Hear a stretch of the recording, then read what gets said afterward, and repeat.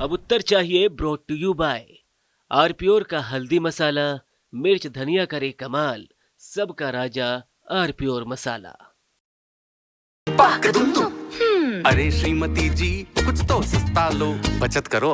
नहीं श्रीमान जी, सब बढ़िया लो, रहने दीजिए। इसमें क्या खास बात है? थोड़े में ज्यादा स्वाद, यही तो है इसकी खास बात। वाह मामा, क्या स्वाद है। अरे मेरे राजा, सबका राजा आरप्योर मसाला।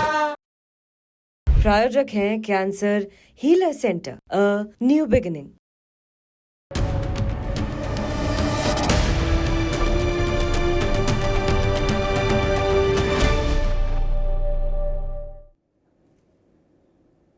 प्रस्तावित वक्फ विधेयक के खिलाफ आज जंतर मंतर पर एक शक्ति प्रदर्शन सा हुआ। वो धरना कम, शक्ति प्रदर्शन ज्यादा था। मुस्लिम पर्सनल लॉ बोर्ड के बुलावे पर यह धरना हुआ, शक्ति प्रदर्शन हुआ, और इसमें इंडिया ब्लॉक के जितने घटक दल हैं उन सब ने अपने अपने सारे सांसदों से कहा कि भैया जल्दी जल्दी भाग भाग के जंतर मंतर पहुंचो, वहां हाजिरी लगाओ। समाजवादी पार्टी का पूरा अखिलेश जी को छोड़कर सब मौजूद थे सांसद। सबसे कहा गया कि भाई ड्यूटी है तुम्हारी, जंतर मंतर पर रहना है। कांग्रेस के भी सब, ओवैसी की पार्टी भी, जमीयत भी, सब इकट्ठे हुए। ऐसा लगा शायद देश को कुछ बताना चाह रहे, जताना चाह रहे कि देखो हम ऐसा भी कर सकते हैं, हम इतनी भीड़ भी जुटा सकते हैं, इतने सांसद जुटा सकते हैं।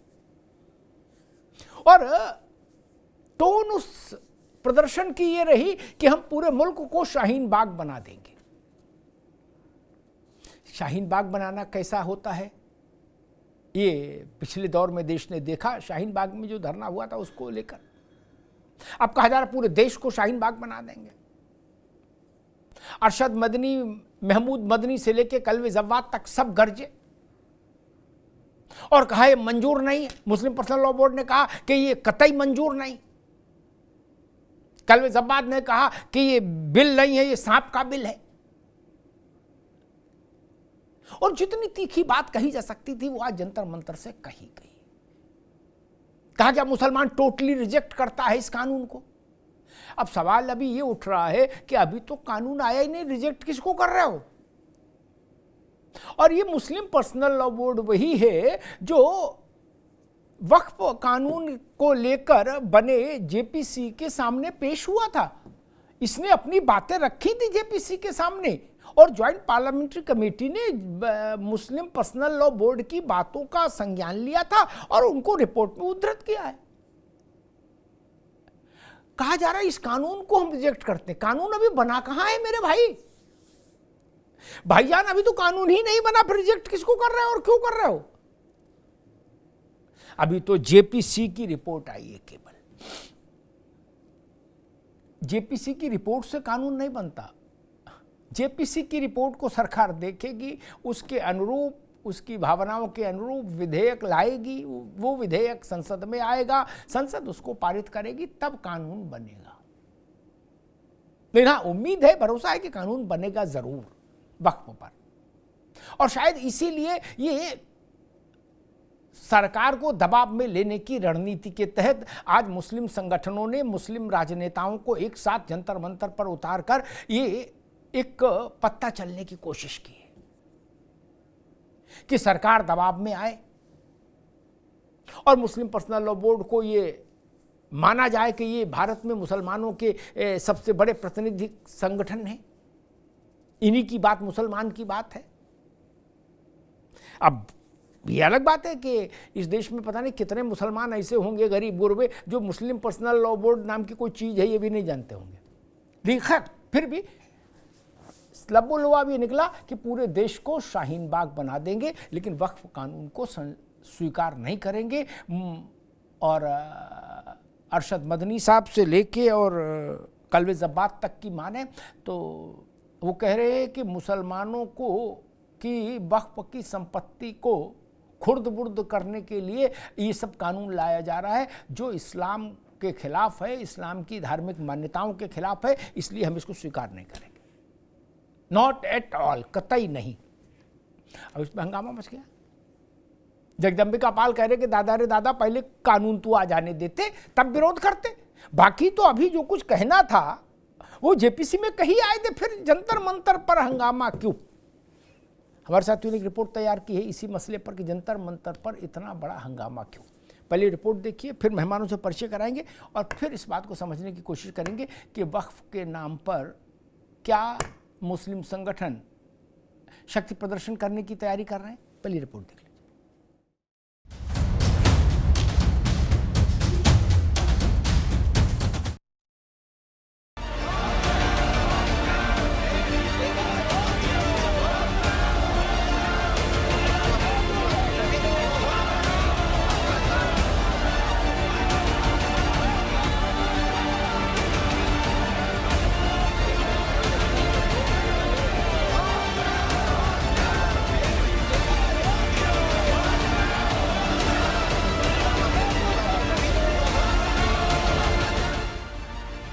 देश की राजधानी दिल्ली में संसद भवन से थोड़ी ही दूरी पर सजे दंगल का ये वो दृश्य है जो वक्फ संशोधन बिल के विरोध में सजा है।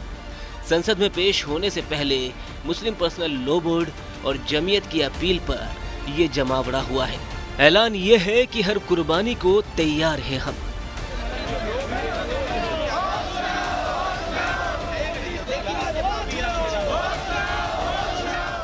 हमें यकीन है कि जिस तरह हमारे किसान भाइयों ने एक मुजाहरा करके हुकूमत को मजबूर किया कि वो इस कानून को वापस ले, हम हुकूमत को मजबूर करेंगे कि ये कानून पार्लियामेंट में पेश ही ना होने पाए। प्रशासन को हमारे साथ कोऑपरेट करना चाहिए और हम ये समझते हैं कि हुकूमत को भी इतना घबराने की, डरने की जरूरत नहीं है। आवाम की आवाज को उन्हें सुनना चाहिए। अगर ऐसी हुकूमत हो जितनी बुज़दिल हो कि वो मुखालिफिन की आवाज न सुन सके तो उसे हुकूमत करने का हक ही नहीं है।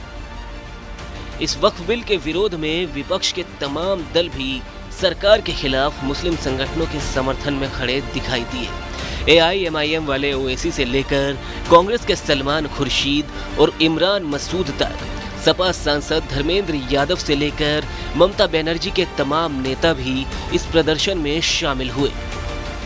इस बिल का मकसद मुसलमानों से मस्जिदों को छीनना, दरगाहों को छीनना, कब्रिस्तानों को छीनना, इवैक्यू प्रॉपर्टीज को छीन लेना, ये मकसद नरेंद्र मोदी की हुकूमत का है।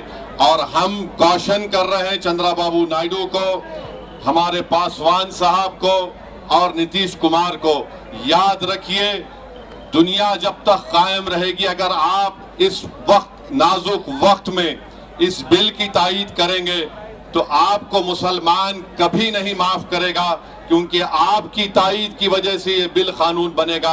इसलिए हम उनसे भी कह रहे हैं कि आप इस गैर अनकॉन्स्टिट्यूशनल बिल की तायीद मत करिए। हमारा मुतालबा सिर्फ यही है, अगर हिंदू धर्म की प्रॉपर्टीज में, मंदिरों में, सिखों के गुरुद्वारा में कोई गैर सिख या गैर हिंदू मेंबर नहीं बन सकता तो मुसलमान के इस वक्त में क्यों बन सकता है। सरकार के वक्फ संशोधन बिल के कई बिंदुओं पर विरोध जताते हुए विपक्ष के तमाम नेताओं ने मुस्लिम पर्सनल लॉ बोर्ड से वादा किया कि हम सदन में भी इसका विरोध जताएंगे। सपा कांग्रेस के प्रतिनिधियों ने ये संदेश भी दिया कि वो अपने बड़े नेताओं की हिस्सेदारी जताने जंतर मंतर पर आए हैं। महसूस ही होता है दौरे तबाही है, शीशे की अदालत में पत्थर की गवाही है, दुनिया में कहीं इसकी तफ्सील नहीं मिलती, कातिल ही मुंसिफ है, कातिल ही सिपाही है। आज ये मुल्क के हालात बने हैं और जिस तरह से वक्त कानून ला करके संविधान की धज्जियां उड़ाने की कोशिश देश के अंदर करने का काम किया जा रहा है, मैं उस लड़ाई के अंदर अपनी छोटी सी हिस्सेदारी अपनी पार्टी के और हमारे देश के मजबूत नेता राहुल गांधी के सिपाही के तौर पर आपके बीच में करने के लिए आया हूं। और हम लोग संसद से लेकर के सड़क तक इस लड़ाई को लड़ने का काम करेंगे कि जहां खून की जरूरत होगी वहां खून देंगे और जहां आपको लड़ने की जरूरत होगी हम आपको पहली सफ के अंदर नजर आने का काम करेंगे। जो वादे करके आए थे नॉर्मल करने वो तो किया नहीं, लेकिन कैसे मुसलमान भाई, अल्पसंख्यक भाई, दलित पिछड़ों के हक अधिकार छीने। दिन रात बीजेपी के लोग, सत्ता में बैठे लोग सोचते और दिन रात उधेड़ बुन में षड्यंत्र करते रहते। वक्फ बिल के विरोध वाले इस प्रदर्शन को लेकर घमासान के हालात तब बन गए जब कुछ हिंदू संगठनों के कार्यकर्ता भी जंतर मंतर कूच कर गए। वहीं इस विरोध के प्रदर्शन के बाद राजनीतिक हलचल भी तेज हो गई है। केवल सियासी तौर से विरोध हो रहा है। अभी तो एक्ट भी नहीं आया। हमने अपनी रिपोर्ट 428 पेज की दी है। उसके आधार पे सरकार उसको अप्रूव करके सरकार उस पे अमेंडेड जो 44 संशोधन पहले थे, अब उसको जो हमने हमारी रिपोर्ट पे हमने 14 अमेंडमेंट्स किया, उसके आधार पे एक अमेंडेड बिल आएगा। उस बिल को पास होने के बाद इनको कोई बात कहनी चाहिए। इसका मतलब है कि बिल अभी आया भी नहीं, कानून बना भी नहीं। किस सवाल पे आज जंतर मंतर पे all India Muslim personal law board हो, जमायत उलमा हिंद हो या ओवैसी की पार्टी AIMM हो या विपक्ष की पार्टियों को नेताओं को बुलाया जा रहा है। बहरहाल होली के बाद फिर से शुरू हो चुके संसद सत्र में भी वक्फ बिल पर हंगामों के आसार है। वहीं बिल पेश होने से पहले जंतर मंतर वाले क्लेश पर सवाल ये है कि क्या मुस्लिम संगठनों का शक्ति प्रदर्शन है। सवाल तो ये भी है कि अब इस संग्राम के मायने क्या है। एक बैनर में देख रहा था जंतर मंतर में, एक मुसलमान लड़कों के हाथ में थे जो बैनर, उसमें एक बैनर था, उस पर लिखा हुआ था कि वक्फ में छेड़छाड़ का मतलब संविधान में छेड़छाड़, वक्फ कानून में छेड़छाड़ का मतलब संविधान में छेड़छाड़। 126 बार तो संविधान में बदलाव हो चुका है मेरे भाई। संविधान वो वाली किताब नहीं है कि जिसमें बदलाव नहीं हो सकता। ये गलतफहमी तो तत्काल दूर करनी चाहिए। संविधान वो किताब नहीं है कि जिसमें कोई कॉमा फुल स्टॉप बदला नहीं जा सकता। संविधान जीवंत दस्तावेज है देश का। वो समय काल परिस्थिति के अनुरूप उसमें बदलाव होते रहे हैं, हो रहे हैं और होते रहेंगे। मेहमानों साहब का परिचय करा दें। रत्नाकर सिंह साहब हैं, भारतीय जनता पार्टी के प्रवक्ता, रत्नाकर जी का स्वागत है। मुन्ना खान साहब हैं, कांग्रेस के नेता, मुन्ना खान साहब का स्वागत है। हाजी नाजिम साहब हैं, राजनीतिक विश्लेषक, हाजी नाजिम साहब का स्वागत है। यतीमा चेतनानंद हैं, हिंदू धर्म गुरु, यतीमा चेतनानंद का स्वागत है। बहुत बहुत हाजी नाजिम आपसे बात शुरू करूंगा, फिर यतीमा के पास जाऊंगा। अभी तो कानून आया नहीं और कहा कि हम इस कानून को, मुसलमान इस कानून को खारिज करता है। तो अभी जब कानून ही नहीं आया तो मुसलमान ने खारिज क्या कर दिया? हाँ, अमिताभ जी, और मैं सुन रहा था कि पूरे देश को शाहीन बाग बना देंगे। मतलब क्या शाहीन बाग बनाने में क्या किया जाएगा, उसका क्या प्रोटोकॉल होगा? हाँ अमिताभ जी, मेरी आवाज आप सुन रहे हैं? जी जी बिल्कुल बिल्कुल बिल्कुल। अमिताभ, हाँ अमिताभ जी, देखिए जंतर मंतर पर देखिए जिस तरीके से धरना प्रदर्शन हो रहा है, देखिए हम लोगों का संवैधानिक अधिकार है कि हम अपना धरना प्रदर्शन करें, अपनी आवाज गूंगी बहरी सरकार को सुनाने के लिए। और देखिए जब तक हम अपनी आवाज नहीं सुनाएंगे तो शायद सरकार सुनेगी नहीं। तो मैं ये कहना चाहता हूँ, वक्फ बोर्ड पे जिस तरीके का मामला बना है और अभी कह रहे हैं कि बिल नहीं बना, हाँ ठीक है बिल नहीं बना, लेकिन आप जो संशोधन की बात कर रहे हैं उन संशोधन के आधार पे ही तो हम लोग आ रहे हैं, क्योंकि हम लोगों को आपने पहले बता दिया कि ये संशोधन हो रहे हैं। और जबकि वक्फ बोर्ड की जो जमीन है अल्लाह के राह में, अल्लाह को दान की भी, वक्फ की भी जमीन है। और जब हमारी अपनी जमीन है, हमने अल्लाह को दान कर दी, तो इसमें दिक्कत क्या है? लेकिन जिस तरीके से अभी आपने कहा कि पूरे देश के अंदर शाहीन बाग बना देंगे, देखिए हम लोग संवैधानिक लोग हैं, संविधान के तहत ही चलेंगे और संविधान के अकॉर्डिंग अपना प्रदर्शन करेंगे, लेकिन शाहीन बाग की बात बिल्कुल स्वीकार नहीं करेंगे हम लोग देश के अंदर। ठीक है, ठीक है, आगे बात संवैधानिक लोग हैं आप लोग, ये मूल बात है आपके आगे। एक बात हमेशा समझ लीजिए कि बार बार अगर आप ये जोर जोर से भी कहें, मान लो छत पर खड़े होकर भी कहें कि अल्लाह का मसला है, अल्लाह का मसला, फिर भी सच्चाई ये है कि आज भी वक्फ एक कानून के द्वारा ही नियंत्रित है। वक्फ का मतलब खुली छूट नहीं है, एक कानून के जरिए ही संचालित हो रहा है वक्फ। ऐसा थोड़ी ना कि हाजी नाजिम अपना कानून बना लेंगे, मुन्ना खान अपना बना लेंगे, बोले ये दरगाह हमारी हो गई, बोले ठीक है, बोले अल्लाह के नाम पे, बोले ये मस्जिद जामा मस्जिद हमारी हो गई, वो अल्लाह के नाम। ऐसा नहीं है, आज भी कानून है, कानून ढीला है, लचर है, उसको ठीक करना है, सिर्फ इतनी सी तो बात हो रही है। वक्फ का कानून तो आज भी है। 1923 में, अरे रुक जाओ भाई, इसीलिए मैं कहता हूं जानकारी पूरी रखो। 1923 में वक्फ का कानून बना ना, वक्फ बिना कानून के थोड़ी चल सकता है। कोई रंगबाजी है क्या? बोले ना ना, अगर इसमें कानून लागू होगा तो हम शाहीन बाग बना। शाहीन बाग ने कोई बाग बनाओ, कानून से ही चलेगा ना मालिक। और कानून जंतर मंतर पर नहीं बनेगा, कानून पार्लियामेंट में बनेगा, इतनी सी बात है। बाकी तो सब ठीक ही ठीक है। यतीमा चेतनानंद, कहा जा रहा है कि ये वक्फ की संपत्ति अल्लाह की है और इसका मालिक मुख्तार सिर्फ मुसलमान है। संसद दूर रहे, कानून दूर रहे, संविधान दूर रहे, नियम कायदे दूर रहे, मुसलमान खुद फैसला कर लेगा कि ये जामा मस्जिद में उसको बाहर कौन सी दुकान खोलनी है और कौन सी दुकान का लाइसेंस निरस्त कर देना है, नहीं। और पार्किंग कितने पैसे की रखनी है, उसका पैसा कौन लेगा। और इमाम बाड़ा में कौन ताश खेलेगा, और बड़े इमाम बाड़ा में कौन ताश खेलेगा, और छोटे इमाम बाड़ा में कौन ताश खेलेगा। अमिताभ जी देखिए, जो कुछ आज हुआ है वो चिंताजनक है। देश की स्थिरता को चोट पहुंचाने के लिए सब किया जा रहा है। सबसे पहली बात, ये आधी बात इसमें सच है कि ठीक है, आपकी प्रॉपर्टी आपने अल्लाह को दान की, इसमें किसी को गुरेज नहीं है और इसमें कानून में कोई परिवर्तन नहीं होने जा रहा है। ये बात आप भी बहुत बार अपने न्यूज़ चैनल के माध्यम से बता चुके हैं और ये डिबेट्स में भी बात आ चुकी है कि इसमें जो अवधारणा है वक्फ संपत्ति की, उसके साथ छेड़छाड़ नहीं हो रही है। आप दान क्या करेंगे? आप मेरी संपत्ति उठा के दान नहीं कर सकते ना, आप अपनी संपत्ति दान कर सकते हैं वक्फ में। और बहुत सारे मौलाना लगातार इस बात को कह रहे हैं कि वक्फ का वो प्रयोग नहीं किया जा रहा जो किया जाना चाहिए था। बेवा महिलाओं के लिए, अनाथ बच्चों के लिए, गरीब बच्चों की शादी के लिए, गरीब बच्चों की शिक्षा के लिए ये इस वक्फ संपत्ति का प्रयोग होना था, लेकिन वो तो आप नहीं कर रहे।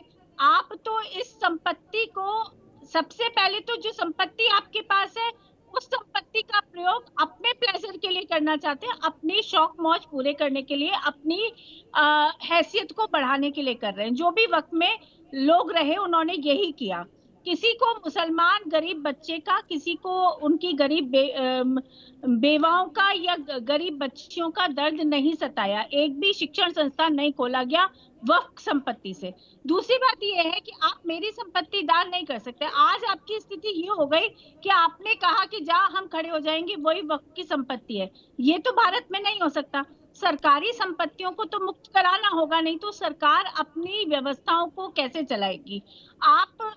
क्योंकि आपको लगातार बेलगाम कर दिया गया, वक्फ को इतने राइट्स दे दिए गए कि आप आज जो अधिकार आपको प्राप्त है आप आज कह सकते हैं, लेकिन इसमें संशोधन होना अनिवार्य है क्योंकि किसी भी संस्था का बेलगाम हो जाना ये प्रमाण देता है कि आने वाले समय में वो हिंसक हो जाएगी। अभी रुकना होगा, मैं मुन्ना खान साहब के पास चलूंगा। मुन्ना खान साहब, आज इमरान मसूद ने कहा कि मैं राहुल गांधी के सिपाही के तौर पर जंतर मंतर पे आया हूं धरना देने। तो सिपाही क्यों भेजा? राहुल जी आ जाते तो मजा और नहीं आ जाता, थोड़ा और जोश बढ़ता। कमांडर को आना चाहिए तो सिपाही क्यों भेजा? इतनी बड़ी लड़ाई है, पूरे देश को शाहीन बाग बनाना है और सिपाही भेज दिया। और एक बात जो यतीमा ने उठाई उस पर भी आपकी टिप्पणी चाहूंगा कि भाई आप अपनी जमीन दान करेंगे ना, जिसके मालिक आप होंगे।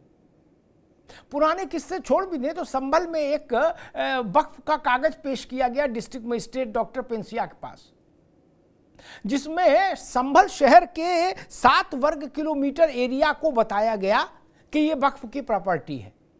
उसमें कचहरी से लेके और पोस्ट ऑफिस तक सब शामिल था। बाद में पता लगा कि संभल शहर तो 5 वर्ग किलोमीटर का, या 2 वर्ग किलोमीटर कहां से आ गया ज्यादा। जांच पड़ताल की गई तो अब्दुल समद के नाती पोते पहुंच गए डीएम के, बोले हुजूर हमारे घर में कभी भुनी भांग नहीं रही, हम कहां से दान करेंगे, हमें नहीं पता किसने बना दिया ये कागज। क्या वो गिड़गिड़ाए, तब उन पर यह हुआ कि चलो मुकदमा से बचो, नहीं तो उनके खिलाफ एफआईआर हो जाती। तो ये बात तो ठीक है, मसला चाहे देवता का हो चाहे अल्लाह का हो, जमीन जिसकी है, संपत्ति जिसकी है वही दान कर सकता है। पड़ोसी की संपत्ति तो नहीं कोई दान कर देगा। मुन्ना खान साहब, आपका बहुत बहुत धन्यवाद अमिताभ जी। मैं पहले आपके सवाल का जवाब देना चाहूंगा कि आपने कहा कि इमरान मसूद ने कहा कि मैं राहुल गांधी जी का सेना हूं और मैं इसलिए वक्फ बोर्ड के लिए लड़ाई लड़ने के लिए आया हूं। तो आपने कहा कि कमांडर को भेज देना चाहिए। आप बहुत बड़ी स्टैंकर हैं और आप हमारे बड़े भाई समान हैं। मैं आपको एक बात बता दूं, युद्ध लड़ने के लिए रक्षा मंत्री या कमांडर नहीं जाते, उनकी सेना ही जाती है। राजनाथ सिंह नहीं जाते बॉर्डर पे, सेना ही जाती है। दूसरी बात मैं बता दूं कि सवाल ये है कि वक्फ बोर्ड की जो जमीन है, ये जमीन है, जनाजा नहीं है। ये 4 आदमी कांधे पर रख करके पाकिस्तान पहुंचा देंगे, ऐसा है क्या? जमीन को कोई उठा सकता है क्या? सवाल ये है कि सरकार की मंशा क्या है। सरकार की मंशा ये है कि किसी एक विशेष समुदाय को टारगेट किया जाए। अब इनकी निगाह है वक्फ बोर्ड की जमीन पे है। भाई आपकी वक्फ बोर्ड की जमीन पे निगाह है आपकी क्यों है? मैं पहले भी कहा था आपके चैनल पे कि कहीं ना कहीं ये अडानी और अंबानी का जो महल है महाराष्ट्र मुंबई में, उसको बचाने की जद्दोजहद हो रही है, क्योंकि उसकी सड़क सीधी सीधी प्रधानमंत्री जी के नाक से मिली हुई है। कि अगर वो वक्फ बोर्ड ने जिस तरीके से एप्लीकेशन डाला हाई कोर्ट में, अगर फाइनल हो गया तो उस मकान को जमीन दो किया जाएगा और हमारे देश के प्रधानमंत्री की यही जद्दोजहद और कुछ नहीं। दूसरी बात, सरकार की मंशा ये है कि किस तरीके से वक्फ बोर्ड की सारी जमीन लूट करके अडानी, अंबानी, नीरव मोदी, मेहुल चोकसी को बांटा जाए, क्योंकि लगातार 2014 से देश देख रहा है। तो अडानी 2 गुजराती देश बेच रहा है, 2 गुजराती देश खरीद रहा है। सरकार की मंशा साफ है।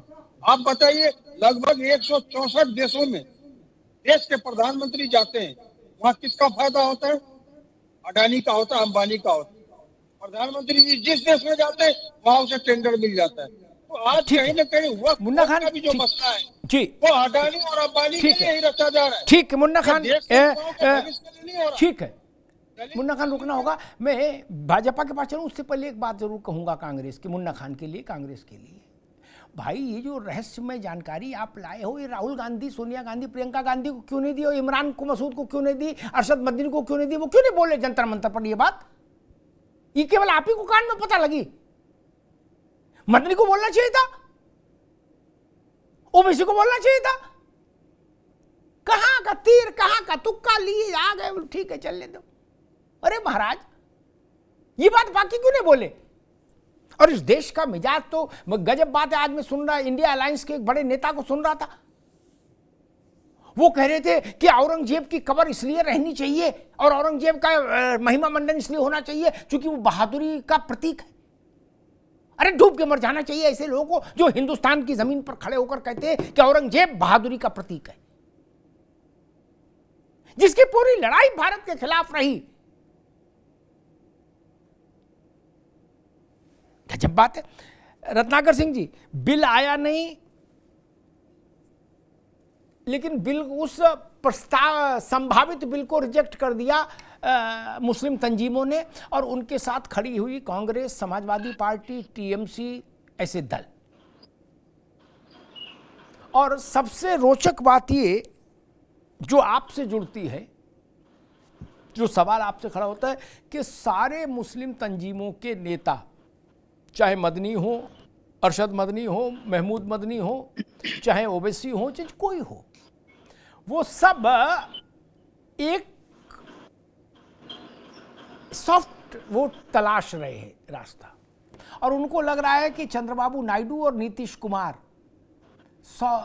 पर अगर हम दबाव बना ले गए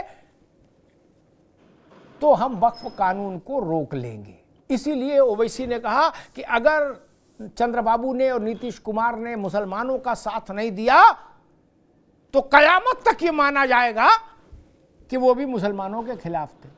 हालांकि ओवैसी साहब तो जो भी बोलते हैं कयामत से नीचे बोलते नहीं, वो कयामत तक से बात शुरू करते, उससे नीचे में उनकी कोई रुचि नहीं। रत्नाकर जी, ये आपके नाते रिश्तेदारों को भी भड़का रहे हैं। देखिए अमिताभ जी, अभी मैं अन्य पैनलिस्टों की भी बात सुन रहा था और कैसे देश के जनता को गुमराह करने का ये काम कर रहे हैं। यहाँ पे बैठकर भी सरकार की मंशा यही बतलाने की कोशिश कर रहे हैं कि वक्फ की जमीनों को छीना जाए। कौन से संविधान में ऐसा कानून है कि कोई भी व्यक्ति किसी भी दूसरे व्यक्ति की जमीन छीन सकता है? इस आजाद भारत में तो ऐसा कोई कानून नहीं है कि छीनने का कोई प्रक्रिया है। कोई भी काम होता है, संवैधानिक प्रक्रिया होती है, उसकी कानून के तहत वो काम किया जाता है। और हमारे किरण रिजिजू जी ने भी जब संसद सत्र चल रहा था उसमें उन्होंने कहा था बहुत स्पष्ट तौर से कि वक्फ संशोधन बिल जो है वह लोगों को हक दिलाने के लिए लाया जा रहा है, गरीब, मजलूम, बेवा, विधवा, अनाथ, उनको जो हक मिलना चाहिए वो दिलाने के लिए ये संशोधन बिल लाया जा रहा है। लेकिन विपक्षी पार्टियां क्या कर रही हैं? ये गुमराह करने का काम कर रही हैं कि देखिए ये जो है वक्फ संशोधन बिल लाया जा रहा है, ये मस्जिद मजार छीनने के लिए लाया जा रहा है। आपको याद होगा अमिताभ जी कि किस तरह सीए के खिलाफ जो है शाहीन बाग में इन्होंने महीनों तक धरना प्रदर्शन किया और क्या गुमराह करने की कोशिश कर रहे थे, आपकी नागरिकता छीन ली जाएगी, आपको सुविधाओं से वंचित कर दिया जाएगा। कहीं पे ये कुछ हुआ? इस देश में सीए भी लागू हो गया, लेकिन इस तरह की परिस्थिति कहीं बनी? कहीं नहीं बनी। अपितु जो अल्पसंख्यक जो हमारे दूसरे देशों में थे उनको नागरिकता देने का, उनको अपने देश में बसाने का काम किया गया, जो एक नेक और बहुत महत्वपूर्ण काम था। उसी तरह से ये हक देने का के लिए संशोधन बिल लाया जा रहा है, ये हक छीनने के लिए नहीं लाया जा रहा। और मैं आपको बता दूं, ट्रिब्यूनल्स में हजारों केसेस जो पेंडिंग है उसमें मुसलमानों के भी जमीनों को जो वक्त क्लेम किया है, दावा किया है, उनको भी फायदा मिलेगा। वो भी ट्रिब्यूनल के अलावा जो है रेवेन्यू कोर्ट में जा सकते हैं, हाई कोर्ट में जा सकते हैं, अपनी लड़ाई लड़ सकते हैं।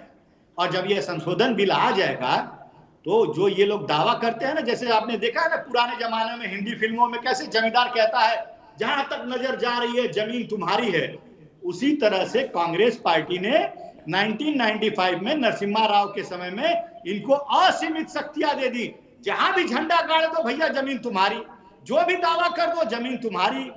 आज परिस्थिति ऐसी है, विडंबना ये है अमिताभ जी कि देश के संसद को भी ये कहते हैं कि हमारी जमीन पे बनी है।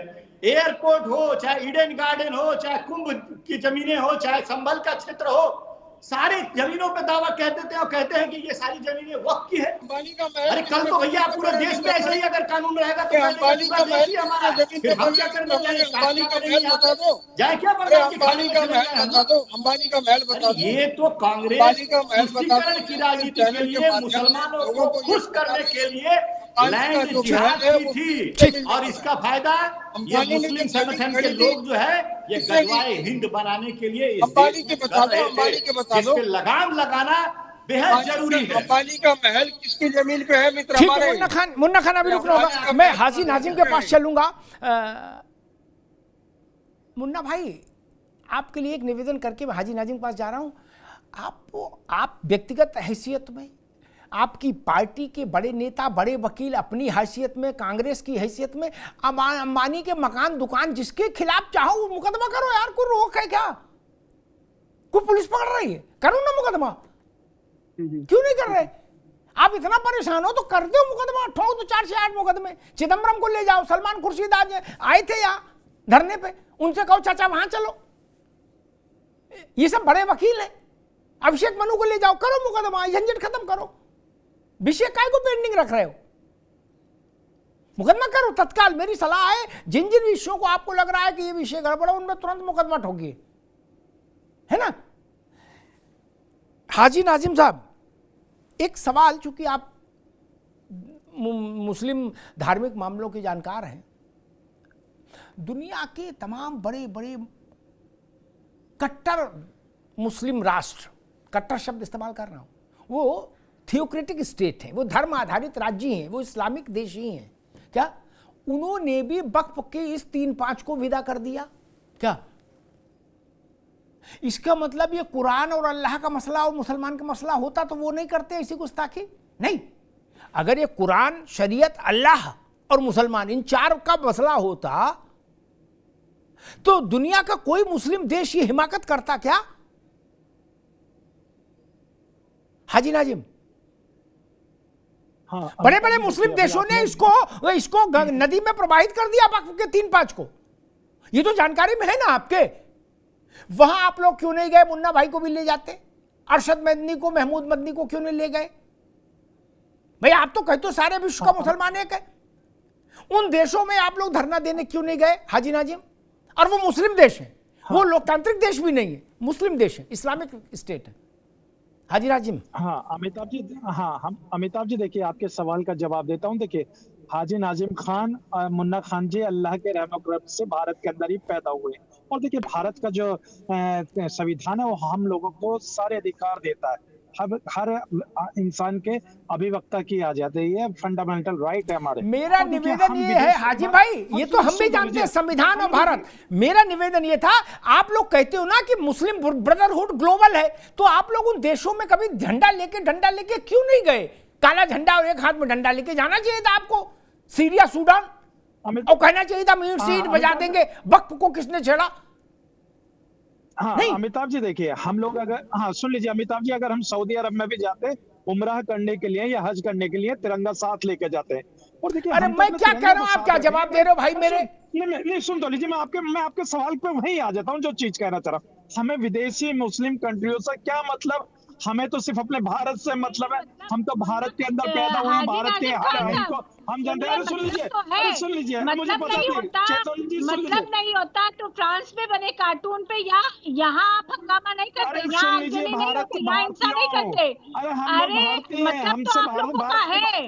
अभी हाल फिलहाल में आप लोगों ने जो तांडव मचाया है, आप ये मत कहिए कि हम अपनी की जमीन के लिए। ठीक है नाजिम भाई, अभी रुकना होगा, यतीमा आपको भी रुकना होगा, हाजी नाजिम रुकना होगा, यतीमा आपको भी रुकना होगा। हमारे दोस्त हाजी नाजिम ने बहस का एक नायाब तरीका निकाला, बोले बवाल में न पड़ो। भारत, भारतीय और संविधान और तिरंगा, 4 शब्द पकड़ लो, इधर ना इधर जाओ ना उधर जाओ। मैं उनसे एक चीज कह के यतीमा के पास जाऊंगा, ये बात झूठी है, ऐसी प्रैक्टिस आप लोगों में नहीं है मुस्लिम वर्ग में कि हम तो भारत के हैं, हमें दुनिया से क्या लेना। नहीं, भारत के मुसलमान को भारत से ज़्यादा तो इराक, ईरान, तुरान, म्यांमार, कहाँ अफगानिस्तान तक की चिंता है। क्या किस देश को के युद्धक विमान को भारत में तेल दिया जाए और किसको न दिया जाए, इसके लिए अलीगढ़ में लोग पजामा ऊपर करके निकल गए थे प्रदर्शन करने। उनका क्या लेना देना था पानी जहाज में तेल दिया जाए नहीं दिया जाए? 2 देशों के बीच का मसला था। वो काहे को निकले थे डंडा लेके? क्यों निकले थे? ओसामा मारा जाए, अमेरिका मारे ओसामा को पाकिस्तान में और मातम यहां हो। झगड़ा झंझट किसी मुस्लिम देश में हो और अलीगढ़ मुस्लिम यूनिवर्सिटी में जुलूस निकलेगा मोमबत्ती लेके। क्यों? गाजा भारत है, संविधान है भारत का, गाजा तिरंगा था। गाजा को लेके छाती पीटी गई कि नहीं पीटी गई? देश भर में पीटी गई कि नहीं पीटी गई? अपना अपना कुर्ता पहन के सब निकले कि नहीं निकले? तब ये बात ध्यान नहीं रही कि हम तो भारत के, हमें क्या लेना देना? नहीं भाई साहब, ऐसा कहां होता है? आप तो कहते हो कि ना पूरी दुनिया में मुस्लिम एक है, हम नेशनलिटी ही नहीं मानते। डॉक्टर अंबेडकर ने कहा कि मुसलमान नेशनलिटी मानता ही नहीं, वो केवल मुस्लिम ब्रदरहुड मानता है, देश को स्वीकार ही नहीं करता किसी। इसलिए मैंने निवेदन किया था। ऐसे और भी मैं उदाहरण दे सकता हूं। सद्दाम मारा जाए तो यहां दर्द हो, भुट्टो को फांसी दी जाए तो यहां हो, कई लोग खाना नहीं खाए दुख में, ऐसा है। इससे पता लगता है कि मामला थोड़ा गहरा है। यतीमा, मसला वहीं पर आके खड़ा होता है कि नाजिम साहब कह रहे हैं कि हमसे दुनिया के का क्या लेना देना, लेकिन जिस ढंग से मुस्लिम लोग एक्ट करते हैं वो बताता है कि उनका दुनिया भर से लेना देना है। नहीं, अमेरिका ने कहीं, इजराइल ने कहीं सख्ती की क्या? और हाय तो भाई यहां मच रही, केरल में, अलीगढ़ में, बरेली में, बताइए ना इजराइल से लेना देना और ना हाँ वहां से। यहां के मुसलमान क्यों बेचैन हुआ? देखिए अमिताभ जी, ये राष्ट्रीयता का कोई कंसेप्ट इस्लाम में नहीं है। यहाँ बैठकर न्यूज चैनल पर नाजिम खान साहब झूठ बोल रहे हैं और दिग्भ्रमित करने की कोशिश कर रहे हैं। जिस तरीके से दिग्भ्रमित किया गया जब शाहीन बाग का कांड हुआ, उस समय भी झूठ बोला गया अपने लोगों से, और उसके बाद आज जो कुछ हुआ है, आज भी झूठ बोला जा रहा है। और निरंतर देखिए, जो संसद में लोग बैठे हुए हैं, आज वो वहां मौजूद थे, ओवैसी जैसे बैरिस्टर जो कानून के ज्ञाता हैं, वो झूठ बोल रहे हैं। तो मुझे लगता है कि ये जो कुछ कर रहे हैं ये एक सोची समझी साजिश है। ये एक साजिश के तहत किया जा रहा है। ये भारत को अस्थिर करने के लिए किया जा रहा है। और दुनिया भर का मुसलमान, अगर मुसलमान पे कहीं आपत्ति हो, कहीं विपत्ति हो, तो दुनिया भर का मुसलमान एकजुट हो जाता है। और जब भारत के मुसलमानों का किसी दूसरे देश के मुसलमानों से कोई लेना देना नहीं है, तो भारत के मुसलमान क्यों रोते हैं? और रोना ही नहीं रोते तो चलिए समझ में आता है कि कोई संवेदना होगी। बकायदा हिंसा करते हैं। न जाने कितने उदाहरण इतिहास में ऐसे हैं जब कहीं किसी देश में अरे काउंटर फ्रांस में कोई कार्टून बनाता है, आप हिंसा यहाँ पे बांग्लादेश के बारे में बात कर लीजिए जहाँ हिंदू भाइयों के साथ है, तो हम लोगों को दुख हुआ। अरे सुनिए, बांग्लादेश में हिंदू भाइयों के साथ घटना घटे, भारत के मुसलमानों ने हिंदू भाइयों के साथ घटे। लेकिन आप लोग जिस तरीके का माहौल बनाने की कोशिश कर रहे हो मुसलमानों के खिलाफ, ये बात कर दीजिए। अरे भाई, इस मुल्क की सरजमी पे हम लोगों का खून शामिल है, खून शामिल है इस मुल्क के। दोनों लोगों को दिखाइए जिसका खून शामिल था, उन्होंने बंटवारा करके देश ले अरे हम लोगों का खून शामिल था। हम लोगों ने देखा कि जिस तरीके से जो माफी वीर की औलाद थी, माफी वीर की औलाद इस तरीके से ब्रिटिश हुकूमत से माफी मांग रही थी, लेकिन हाजी नाजिम खान उसके पूरे मुस्लिम समाज ब्रिटिश हुकूमत को घुटने पर दिखा रहे थे। हम लोगों के फांसी के फंडे चुनते इस वक्त को आ जाए। लेकिन जिस तरीके की बात आप कर रहे हैं आप सिर्फ झूठ बोल रही हैं। हाजी नाजिम खान ने कहा भारत के तिरंगे को अगर विदेशों में लेकर हज यात्रा पे या सऊदी अरब में जाता है, तिरंगा लेता है या अपनी भारतीय मुस्लिम तिरंगा लेते हैं, तो आप लोगों को दिक्कत है। अरे भाई, हम लोग तो भारतीय हैं, लेकिन जिस तरीके से बंद कर दीजिए, अरे बंद कर दीजिए। अरे हम तो ये कहते हैं, आप वक्फ बोर्ड की जमीन की बात करते हैं, तो हम तो ये कहते हैं कि आसम के पास कितनी जमीन है, मठ के पास कितनी जमीन है, उन्होंने कितने हॉस्पिटल बनाए, उन्होंने कितने बच्चों पे पढ़ाई करने के लिए स्कूल बनाए, लेकिन आपको तो सिर्फ वक्फ बोर्ड की जमीन नजर आती है। यति जी, ये इस तरीके की बातें बंद कर दो, इस मुल्क को संविधान से चलने दीजिए और इस मुल्क की खूबसूरती रत्नाकर। अरे यतीम, आप भी रुकिए। हाजी नाजिम भाई, आप भी रुकिए। बार बार कहा गया कि तिरंगा लेके चलते हैं, संविधान लेके चलते हैं, ठीक बात है। बोले हम तो वहाँ उम्रा करने जाते हैं, हाजी भाई कह रहे थे, तो वहाँ भी तिरंगा ले जाते, बड़ी अच्छी बात है? सुन के अच्छा लगा। लेकिन महू में, इस देश के इंदौर जिले के महू इलाके में ऐसा भी होता है, जब भारत माता जिंदाबाद, विराट कोहली जिंदाबाद का नारा लगाता जुलूस निकलता है, तो मस्जिद से उसके ऊपर पत्थर फेंके जाते हैं, कांच की बोतलें फेंकी जाती हैं। हाजी नाजिम, क्या लेना देना था उन लोगों का? अगर जुलूसों में शामिल नहीं हो सकते तो अपने चुप मस्जिद में सोते। और आप कह रहे हो कि हम तो केवल, गजब बात है भाई, इतनी भी बात कैसे हजम हो जाएगी? ये बात तो चूरन के साथ भी हजम नहीं होगी। महू की घटना अभी 10 दिन के भीतर की है। क्या तकलीफ में, क्या पेट में दर्द था? भारत माता जिंदाबाद सुनने में तकलीफ है क्या? इसलिए पत्थर चलाएंगे, बोतल चलाएंगे? यही तो था। वो आपके खिलाफ तो नारे नहीं लगा रहे थे। बोले इधर से जुलूस नहीं निकलेगा। बोले क्यों? बोले नहीं निकलेगा। बोले निकलेगा। बोले निकलेगा तो लो, दे दनादन, दे दनादन। ये संविधान है। और वो सब लोग भारत के सिटीजन थे जिन्होंने पत्थर मारे। भारत माता जिंदाबाद के जुलूस पर पत्थर भी उन्हीं हाथों ने मारे, हाजी नाजिम, जो भारत के नागरिक थे। अब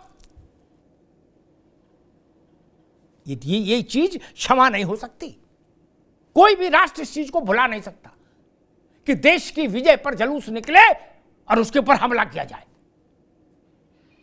क्या चिढ़ क्या है? भारत के विजय पर निकलने वाले जुलूस से क्या चिढ़ है? आप लड्डू नहीं बांट सकते?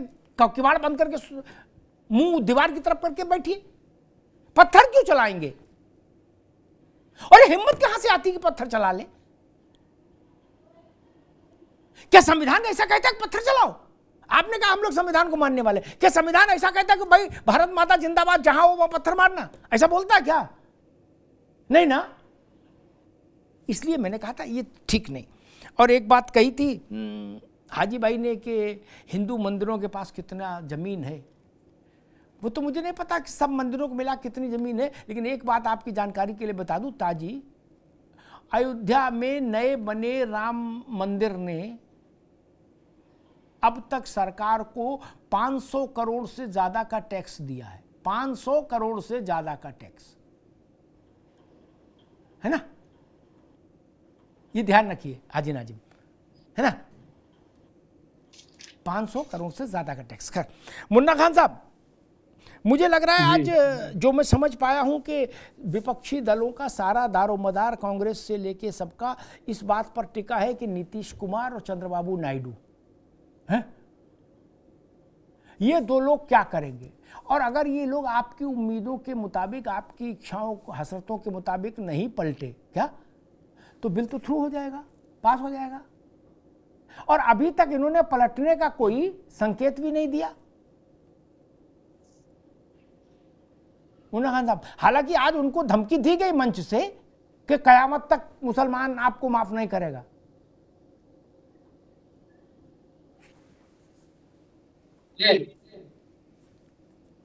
अब मैं जवाब दे दूं? जी जी जी जी। देखिए, नीतीश कुमार और चंद्रबाबू नायडू को धमकाने की बात नहीं है, सवाल है बिहार राज्य में चुनाव है और हमारे चचा पलटू नीतीश कुमार जी को भी पता है कि लगभग 60% मुस्लिम वो नीतीश कुमार जी को वोट देते हैं।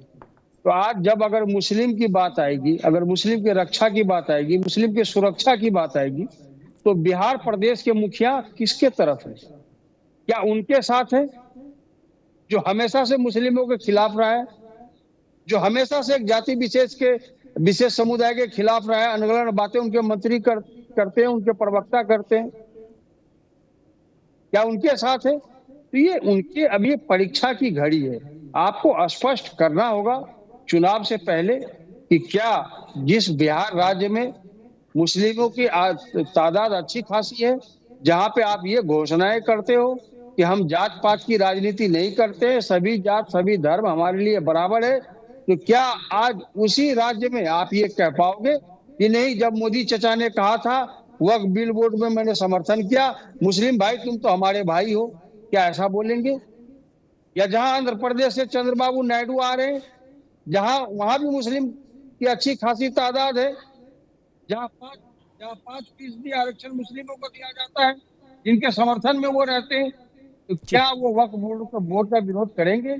सवाल ये है, पैमाना देखा जाएगा कि सरकार के नियत और नीति में आप किस तरीके से लिप्त हो। जी, सवाल यहाँ देश मुक्ति का है। आज लोग सरकार में रह करके देश को बांटने की कोशिश कर रहे हैं बार बार। ठीक है मुन्ना खान साहब, आपने ठीक बात कही कि नीतीश कुमार और चंद्रबाबू को इम्तिहान देना पड़ेगा, ठीक बात है। लेकिन जो बातें बिहार के बारे में मुन्ना भाई ने बोली वो थोड़ी हल्की बातें हैं, इसलिए भी लगभग 20 साल, 2 साल बीच के, पौने 2 साल निकाल दीजिए, लगभग 18 साल, 18.25 साल नीतीश और भाजपा साथ साथ शासन में है क्या? तभी मुसलमान का वोट मिल रहा है नीतीश को। तो 18.25 साल से साथ में शासन में है भाजपा और फिर भी वोट मिल रहा है। आप लोग कहां ढोल बजा रहे थे? कहां ढोल बजा रहे थे? और आपके पास इतनी ही ताकत थी बिहार में, भैया रुक जाओ, मुसलमानों की इतनी ताकत थी आपके पास बिहार में, तो आप 17 सीट जीते तो कुल विधानसभा की। अगर इतना ही मुसलमानों को कांग्रेस पे भरोसा था तो आप तो 17 सीट जीते थे ना कुल। और आप बता रहे हो नीतीश का ऐसा, उनका इम्तिहान, इनका इम्तिहान, ये फेल हो जाएंगे, वो पास हो जाएंगे।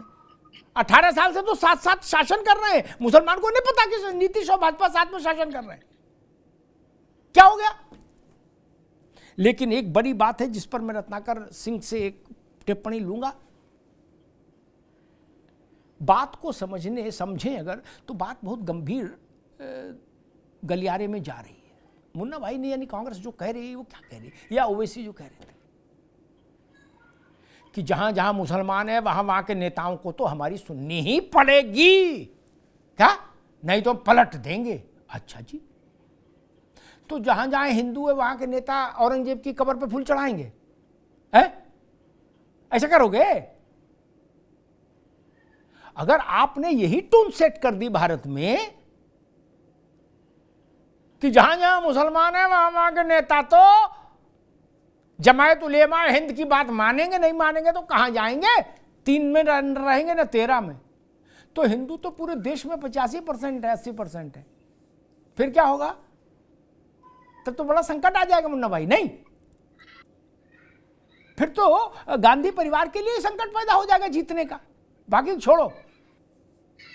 रत्नाकर जी, बात यहां पर आ गई है कि जहां जहां मुसलमान है वहां जिनको राजनीति करनी है उनको तो हमारी बात माननी पड़ेगी, चाहे अस में चाहे बस में। रत्नाकर जी, अमिताभ जी एक बार अपना प्रश्न फिर से रिपीट करेंगे तो मैं कह रहा हूं कांग्रेस से लेके आज जितने दल थे या तंजीमें थी जंतर मंतर पर, सबने एक बात रखी कि जहां जहां मुसलमान है वहां वहां जो लोग राजनीति कर रहे हैं, चाहे चंद्रा बाबू हो, चाहे नीतीश हो, चाहे बाकी लोग हो, उनको मुसलमान की बात माननी ही पड़ेगी, चाहे अस में चाहे बस में। देखिए अमिताभ जी, ये जो यहाँ पे बैठ करके इस तरह की बातें कर रहे हैं लोग, मैं एक चीज बता देना चाहता हूँ कि ये राजीव गांधी की सरकार नहीं, जो मुसलमानों के सामने और इनके धर्म गुरुओं के सामने, इनके संगठनों के सामने झुक जाते, क्योंकि उनको करना था वोट की राजनीति, और अगर वो झुके नहीं तो वोट मुसलमानों का मिलेगा नहीं। लेकिन यह भारतीय जनता पार्टी है और यह देश की राजनीति करती है और राष्ट्र प्रथम देखती है। यहाँ पे हमारा स्लोगन है राष्ट्र प्रथम। हम वोट के लिए नहीं, हम देश के लिए, हम वहां की जनता के लिए राजनीति करते हैं। उसके लिए आप चाहे वोट दीजिए या वोट मत दीजिए, लेकिन हम करेंगे जो देश हित में होगा, जो जनहित में होगा, हम करेंगे वही। हम सत्ता शासन के लिए हम आपके सामने झुकने वाले नहीं है, ना ही हम शाहीन बाग में झुके थे, ना ही इस बार झुकेंगे। दूसरी चीज मैं आना चाहूंगा अमिताभ जी, अभी हमारे जो दोस्त यहाँ बैठे हैं नाजी भाई, हाजी नाजिम जी, दो बात कहा उन्होंने और मैं दोनों को जवाब देना चाहता हूँ। पहला तो उन्होंने कहा था कि भारत से हमें मतलब है, हमें विदेश में क्या हो रहा है उससे नहीं मतलब। मैं एक उदाहरण आप दे रहे थे, एक उदाहरण जरा रह गया था, मैं उसको भी जरा याद दिलाना चाहता हूं देश की जनता को कि जब यही इजराइल ने विदेशी आतंकवादी नसरल्ला को मारा था तो हमारे देश में कश्मीर से लेकर कन्याकुमारी तक इसी देश के मुसलमानों ने हर घर से नसरल्ला निकलेगा ये जो है नारा लगा रहे थे पूरे देश भर में। तो भैया यहाँ पे आपकी नीयत क्या है वो सब देश की जनता जानती है। आप यहाँ पे गंगा जमुनी तहजीब भाईचारे की बात टीवी पे बैठ के अच्छी तरह से कर लेते हैं, लेकिन जब बात आती है आतंकवादियों की तो आप नारा लगाते हैं हर घर से नसरल्ला निकलेगा। और दूसरी बात ये कह रहे थे कि मंदिरों से क्या होता है, कितने स्कूल बनवाए मंदिरों ने। अभी मैं अमिताभ जी एक छोटा सा उदाहरण दे देना चाहता हूं। कांग्रेस की सरकार है हिमाचल प्रदेश में, और हिमाचल प्रदेश में सरकारी जो है कर्जे बहुत ज्यादा हो चुके हैं। आज सरकारी योजनाएं जो है उनको लागू करने के लिए सरकार के पास पैसे नहीं बचे हैं, क्योंकि इनकी गलत आर्थिक नीतियां जो है वो हिमाचल प्रदेश को बद से बदतर बना दी है। और हिमाचल की सरकार मंदिर के पास गई, मंदिर ट्रस्ट के पास, और क्या कहती है कि आप हमें आर्थिक मदद दीजिए, इस समय आप हमें आर्थिक मदद दीजिए, हम जो है आपकी मदद से सरकारी योजनाओं को लागू करेंगे, इस देश में आगे बढ़ाएंगे। तो ये करती है हमारी जो है मंदिर की संस्थाएं जो है ये करती हैं। तीसरी चीज मैं महत्वपूर्ण बात कहना चाहूंगा, जो ये बार बार ये लोग आरोप लगाने का काम कर रहे हैं भारतीय जनता पार्टी के ऊपर और कहना चाह रहे हैं कि हम अपनी मंशा थोपना चाह रहे हैं। देखिए, हम मंशा नहीं थोपना चाहते हैं, हम कानूनी और संवैधानिक तरीके से हम कोई भी बिल में संशोधन करना चाहते हैं। और मैं अमिताभ जी बता दूं कि यह संशोधन बिल जो है वह 1 लाख तकरीबन 97,000 सुझाव के बाद 195 संगठन के साथ मीटिंग करने के बाद 15 राज्यों में और 25 राज्यों के जो वक्फ बोर्ड हैं उनके साथ मीटिंग करने के बाद एक 428 पन्नों का संशोधन बिल लाया गया, जिसमें 44 संशोधन की बात कही गई है। और निश्चित रूप से यह देश हित में के लिए लाया गया है। ठीक है रत्नाकर भाई, जिसका ठीक है, उद्देश्य एक छोटा, ठीक है, उद्देश्य क्या है? जी ठीक है, अभी रुकना होगा, अभी रत्नाकर जी, अभी रुकना होगा। एक छोटा सा प्रश्न है, उस पर सबका उत्तर ले लो। रत्नाकर जी रुक जाइए, अभी रुक जाइए, समय कम है। यतीमा, ऐसा ही हंगामा हमने देखा था ट्रिपल तलाक के समय। रुकिए भाई रत्नाकर जी, रुक जाइए। तब कहा गया था कि मुसलमान के खिलाफ है और हम ईंट से ईंट बजा देंगे। क्या न ईंट बजी न ढपली बजी, ट्रिपल तलाक लागू हो गया। तब भी हमने ऐसे सुना था कि आसमान तोड़ लाएंगे, चांद को नीचे ले आएंगे, सूरज को कुएं में उतार देंगे, शाहीन बाग बना देंगे, ईंट से ईंट बजा। कुछ नहीं हुआ, बतासा तो नहीं फूटा कहीं देश में। क्या और ट्रिपल तलाक लागू हो गया। बिल्कुल अमिताभ जी, देखिए जब सरकार की मंशा साफ हो और सरकार आम जन के हित में कोई कार्य कर रही हो या कानून लाना चाहती हो, तो उसको लेजिस्लेशन को कौन रोक सकता है। कानून आ जाएगा, आप उसको चैलेंज जरूर कर सकते हैं लेकिन रोक तो नहीं सकते। तो ये जो बातें आज की जा रही हैं, जैसे मुन्ना जी ने कहा, तो मुझे मुन्ना खान जी कह रहे थे, तो मुझे लगता है कि काफी कुछ ये इलेक्शन से संबंधित है। धमकी दी जा रही है चंद्रबाबू नायडू को और नीतीश जी को। तो ये जो सारा खेल है ये बहुत गंदा खेल है, ये जो खेल खेल रहे हैं। ठीक है यतीमा, यही प्रश्न हाजी भाई आपसे। मैंने ऐसा ही हंगामा ट्रिपल तलाक के समय सुना था। सारे मुस्लिम पुरुष बड़ा नाराज थे, वो कह रहे थे 4 शादी वाली व्यवस्था चलने दो, इसमें दखल न दो, ये अल्लाह के काम में दखलंदाजी है, ईंट से ईंट बजा देंगे, हैं धरती पटक देंगे, धरती पलट देंगे। लेकिन कुछ नहीं हुआ, कानून बन गया, लागू हो गया, सुप्रीम कोर्ट से मोहर लग गई। नहीं, मैंने कहीं बवाल नहीं सुना। अभी आपने ना कोई मौलाना निकला हंगामा करने। हाँ, मैं अब आपके सवाल का जवाब दूं अमिताभ जी। जी हाँ, छोटा सा उत्तर, समय कम है। हाँ अमिताभ जी, देखिए 3 तलाक के बारे में बात हो रही है, तो देखिए मैं कहता हूं कि संविधान के तहत कानून बना तो हम लोगों ने ये स्वीकार करा, लेकिन कहीं भी कुरान के अंदर 3 तलाक का जिक्र नहीं है। लेकिन हमारा भारत जो संविधान से चल ठीक हाजी भाई, अभी रुकना होगा। ठीक है, ठीक ऐसे ही मुन्ना खान साहब, अरे आपके पास एक रुक जाओ, अभी उंगली नीचे रखो। वही प्रश्न आपसे, 3 तलाक बन गया, जो लोग कह रहे थे ईंट से ईंट बजा देंगे, चंद्रमा को धरती पर ले आएंगे, धरती को चंद्रमा पर भेज देंगे, वो सब लोग शरबत पी के चुप सो गए। नहीं, ट्रिपल तलाक लागू हो गया। कहीं आपने सुना क्रांति हुई हो ट्रिपल तलाक लागू होने के बाद? क्या मुन्ना खान साहब? जी अमिताभ जी, जिस 3 तलाक की आप बात कर रहे हो, तो मित्र मैं आपको बता दूं, सरकार के लिए वो साल दूसरा था, ये साल दूसरा है। उस साल में सरकार एथलेटिक में दौड़ लगा रही थी, सबसे नंबर 1 पे चल रही थी। लेकिन आज अपाहिज सरकार 5 बिल जो संसद में पास होने थे उसे मुंह की खानी पड़ी और उल्टे वापस लेने पड़े। तो आप 3 तलाक की बात मत करो, जो सरकार के सेहत है उस पर आप बात की। ठीक है मुन्ना भाई, रुकना होगा। रत्नाकर सिंह, छोटा सा जवाब। कांग्रेस कह रही है अब सरकार की सेहत वैसी नहीं है कि ट्रिपल तलाक की तरह से वक्फ बिल पास करा ले। छोटा सा उत्तर दीजिए, समय कम है। गलतफहमी में जी रहे हैं कांग्रेस के लोग और अन्य विपक्षी लोग। निश्चित रूप से देखिएगा, जो देश हित में रहेगा उसके लिए हम सारे सहयोगी दल मिल करके इस कानून को में जो है संशोधन जरूर करेंगे और देश हित में जो होगा, जो वक्फ बोर्ड का उद्देश्य है, उस उद्देश्य को पूरा करने का काम किया जाएगा और निश्चित तौर पे किया जाएगा, क्योंकि हमने जनता के प्रति ठीक है रत्नाकर भाई, मैं एक बात कहूँ लाइटर नोट पर। ठीक है रत्नाकर भाई, लाइटर नोट पर ठीक है रत्नाकर जी, बात आ गई कि जो उचित होगा देश हित में किया जाएगा। एक लाइटर नोट पर बात कह दूं यतीमा, 2 लोगों मैं सुझाव दे रहा हूं अपने मित्र हाजी नाजिम को भी और रत्नाकर भाई को भी और ओवैसी साहब को भी। 2 लोगों को चुनौती कभी न दो भैया।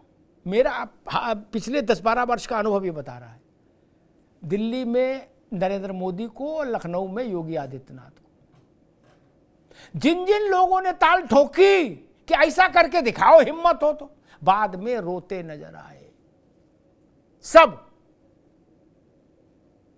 मुझे याद है लोकसभा में कुछ नेताओं ने कहा कि खून की नदियां बह जाएंगी, कश्मीर में कोई हाथ नहीं बचेगा तिरंगा उठाने वाला। 370 हटाने की अगर हिमाकत की, विशुद्ध उर्दू फारसी में बोल रहे थे उस दिन लोकसभा में लोग, क्या हटा दिया? वहां रसना और कोको कोला तक नहीं गिरा सड़क पर। खून की नदियां छोड़ो, क्या कहीं नदियां कुछ नहीं, सब सही चल रहा। बोले ट्रिपल तलाक करके दिखाओ, ईंट से ईंट बजा देंगे मोदी की। कुछ नहीं बजी। वैसे मुझे याद है कि अतीक के लड़कों ने एक विभत्स हत्या की इलाहाबाद में।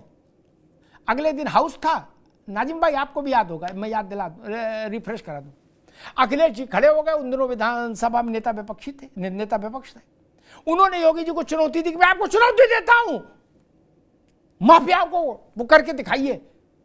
वो खड़े हुए, उनने कहा मैं सौगंध देता हूं कि माफिया को मिट्टी में मिला दूंगा। अतीक मारे गए, उनके भाईचारे सब मारे गए जितने थे, मुख्तार भी गए, सब गए। फिर हमने सुना कि अतीक के चेलों ने कहा कि ये तो अखिलेश जी ने ऐसा करा दिया, क्या जरूरत थी वहां पंगा लेने की। हुआ और अल्लाह अकबर हो गया मामला। इसलिए मैं लाइटर नोट पर कह रहा हूं, अगर आप लोग ये नहीं चाहते हो वक्फ बिल पास आए और पास हो, तो ये कतई मत कहो कि मोदी की हिम्मत हो तो करके दिखाएं। क्या फिर डबल मोहर लग जाएगी, जान लो। क्या है, कुछ है परिस्थितियां। और दूसरी बात, ये चीज देश को स्वीकार नहीं हो सकती। गंभीर बात कह रहा हूं, जो बात हाजी नाजिम ने भी कही और मुन्ना खान साहब ने भी कही और ओवैसी साहब ने भी कही, टोन सबका वही था कि मुसलमानों के इलाके से जो जीत के आएगा उसको तो मेरी बात सुननी पड़ेगी। ये टोन अच्छी नहीं है दोस्त, क्योंकि ये टोन अगर यतीमा ने अपना ली तो क्या होगा, राजनीति क्या कहां जाएंगे। अगर हिंदुओं ने ये टोन अपना ली कि जो हिंदू बहुल इलाके से राजनीति करेगा वो हमारी बात मानेगा, तब क्या होगा देश में। नाजिम भाई, चिनगारी का खेल बुरा होता है। आपको ये तो समझ आ रहा है कि बिहार में मुसलमान है तो नीतीश कहां जाएंगे और चंद्रबाबू कहां जाएंगे, और चंद्रबाबू और नीतीश को मुझसे हिंदू मिलना बंद हो जाएगा तो अकेले मुसलमान के भरोसे वो क्या कर लेंगे, ये भी पता है क्या कर लेंगे। तब कहां जाएंगे,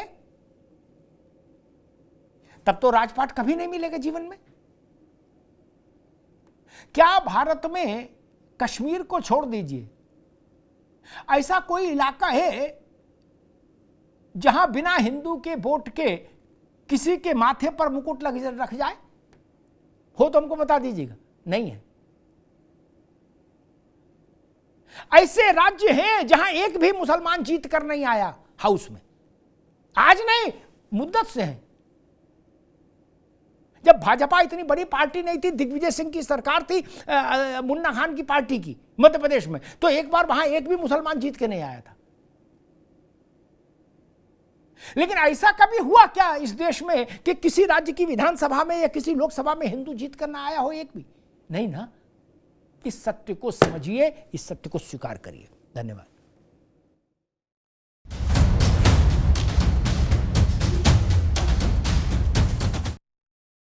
अब उत्तर चाहिए ब्रॉट टू यू बाय आरपीओर का हल्दी मसाला, मिर्च धनिया करे कमाल, सबका राजा आरपीओर मसाला।